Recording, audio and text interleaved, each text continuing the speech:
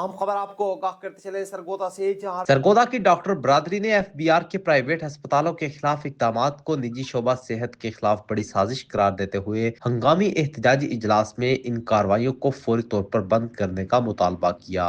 इजलास से खिताब करते हुए पीएमए सरगोदा के सदर डॉक्टर सिकंदर हयात वड़ैच, पीएच सरगोदा के सदर doctor Ghulam Hussain Faizi, doctor Abdurrauf, doctor Shafiq Niazi, doctor Rizwan Chattha और दीगर मुकर्ररीन ने कहा कि एफपीआर की कार्रवाइयां हरासानी की सूरत इख्तियार कर चुकी है, जिनसे तिबी शोबा में शदीद बेचैनी और अदम तहफ्फुज पैदा हुआ है। उन्होंने कहा कि पाकिस्तान का निजाम सेहत निजी शोबा के बगैर कायम नहीं रह सकता। सरकारी अस्पतालों की कमी और महदूद वसाइल की वजह से लाखों मरीजों का इन्हिसार प्राइवेट अस्पतालों पर है। इन हालात में निजी शोबा सेहत को खौफ, बेयकीनी और अदम तहफ्फुज के माहौल में धकेलना अवाम के साथ बहुत बड़ी ज्यादती है। इजलास में मुतालबात किए गए कि बिला तफरीक और जारहाना कार्रवाइयां फौरी तौर पर बंद की जाएं, निजी अस्पतालों और डॉक्टर्स के लिए वाजिया तहरीरी एसओपी जारी किए जाएं, हर कार्रवाई से कबल नोटिस, वजाहत और इस्लाह का मौका दिया जाए, एफबीआर और डॉक्टर के साथ मुशावरती कमेटी तश्कील दी जाए, इस अमल को रहनुमाई और इस्लाही बनाया जाए,